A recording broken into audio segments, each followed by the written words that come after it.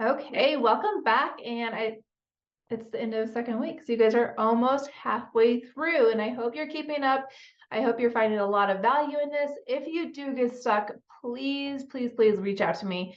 I am here to support you. I'm your biggest cheerleader, and I want you to have a successful VA business.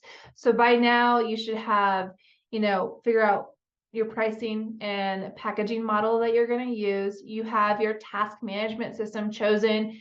Hopefully you have it set up for your business.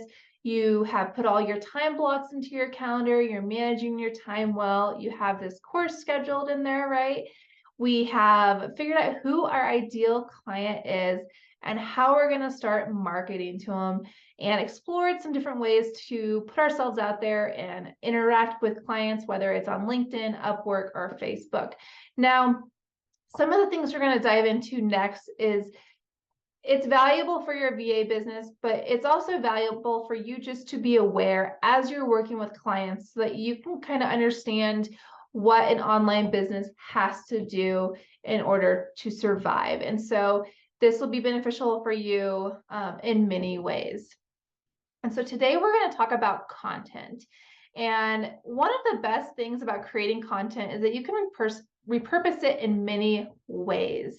And this is where you're going to be able to support a client well, is seeing what they've done and how you're going to be able to utilize that in many avenues. So they're not just always creating content can be exhausting. So the more we can help them do as much as possible with one piece of content, the better. And they're going to see how you provide so much value to them, right? Now, depending on what route you take with your business, you may not need to think about content. If you are going to work just with Upwork and that's just, it feels good to you and that's what you want to do, you probably don't need as much content. But if you really do want to move towards an agency model, this is something that I would like you not only to be aware of for your clients, but also start working on in your business as well. So the number one thing to consider when working with content, either with your clients or with your own business, is that you need to inject a story. Okay. So first you need to tell a story and you need a story to tell, right? You might think that you don't have a story to tell, but you absolutely do. What I recommend is using a note-taking app, on your phone, notes or whatever, or, you carry around a small journal. A lot of times I feel like this comes to me in the car. So even just being able to tell Siri or something like that, is a great thing to have set up. So, or even when you see, if you're a parent and a toddler does something cute or something weird and you're like, oh, that's relatable. Or you're working with a client and they ask a question. You're like, I have a feeling that a lot of people have this question. You just start writing it down and figure out what kind of story you can craft around whatever this piece of content is going to be. And this is not, so with a client or with your own business, this is going to help you be more relatable because it's coming from a natural place. You're not just like making stuff up out of thin air. It's either stuff that's actually happening or it's things that you're actually hearing or seeing within the industry, right? And all of these things can be turned into content. So your goal here is to build connections, help your audience get to know you and be personal. The next thing that you need to focus on with content is making sure it's connected to your CTA. So a CTA is a call to action. So if you look at emails or you look at social media content and it says, follow for more content or more information like this, or click here to apply, or click here to get your free, blah, blah, blah.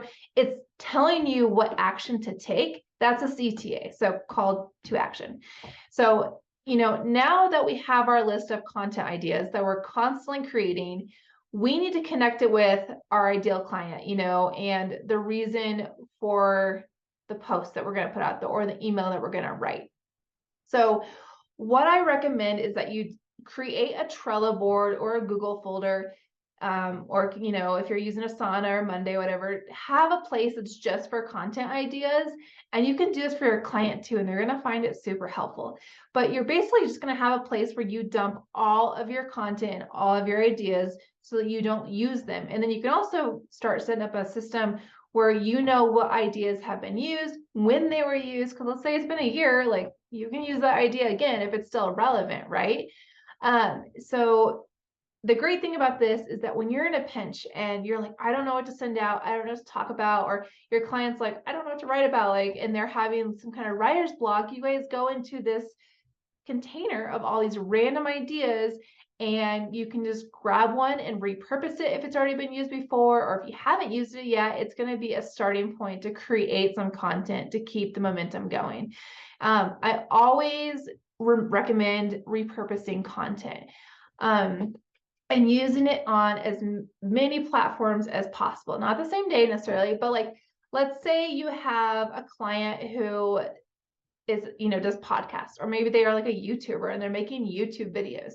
So they're creating video content. I then want you to make sure that you're either doing it or helping them know they should be doing this, where they're extracting just the audio and using that in ways. They're taking pieces of the content and making quotes and putting the quotes on graphics. And then you're taking the transcript of this, YouTube video, unless it's paid, but if it's free, if it's a free YouTube video, and you're taking the transcript of that and creating a blog post for them.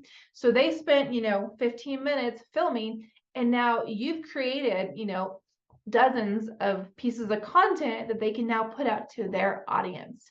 And when we start doing this, not only does it save us time if we're doing it in our business, because it does take a while to create some of this content, but you're also saving your client so much time if you have a process like this in place.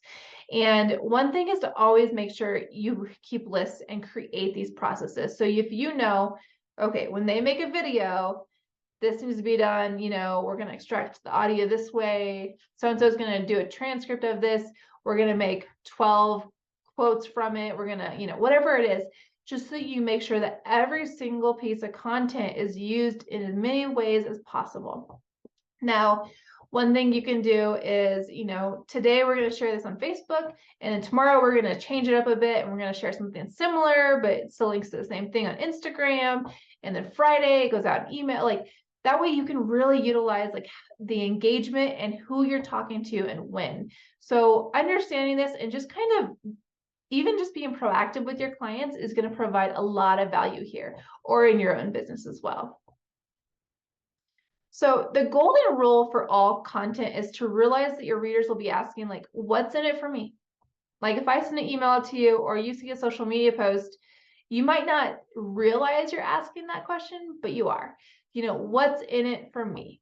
So always make sure there's a reason for them to read what you have to say, whether that is a laugh or, valuable content or training or important information. Just there needs to be a purpose. There needs to be something in there that's good, gives them gain, that benefits them, right? So consider your story and like what catches their eye, and then link it to something valuable. This could be the lesson you're teaching, or your call to action, or a new freebie that you've created, or there needs to be an important reason to everything that you do, that you put out on social media in some way or another. It's obviously going to benefit you or your client, but it also needs to benefit the audience. So let's not forget that part.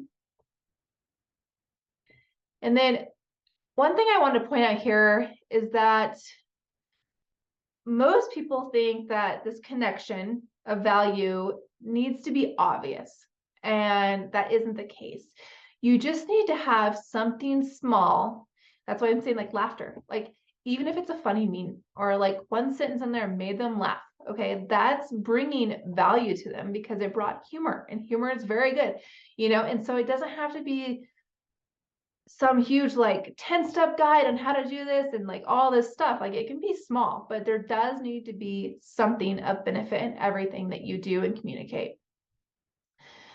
Okay, so I know that's a lot. And like I said, you don't need to do this in your VA business if you don't want to, but it's something that you really need to be aware of how it works in the online world for your client's sake. Because even if you aren't the one creating the content, you can still provide value in knowing how this works, right? Just so that you can have an intelligent conversation with your client about their content strategy. Or if you come in and you're like, they're not utilizing any like this content. Like they're just filming a video and putting it up and it's not going anywhere else. It's not, so then you can start, be like, hey, like I noticed we're doing this. What do you think about this? And the more that you kind of take that proactive stance with a client, the more valuable you are and the more likely you're going to, not only continue that relationship, but they're going to refer you to people. Or if, let's say, eventually that relationship has to end for one reason, you are so valuable that they're going to be like, let's help. I'm going to help you find another client. And so, like I said, always serve, always provide as much service as possible. And that's our key as a VA.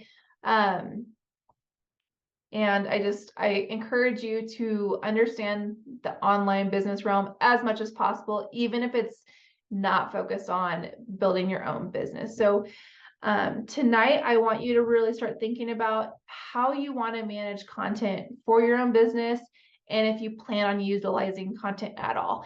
If you do and you're caught up on all your homework, go ahead and start sketching out some of those ideas, some of those funny stories that you could think of, or things that you hear a lot of those, like, frequently asked questions type deals, and just start writing them down so that you don't lose those ideas and we can use them later when we're promoting our own business. I am going to record another training on how we're going to utilize our frequently asked questions in Google to create our content for us. So super exciting. So don't lose those and make sure you do the homework. I will talk to you guys next week.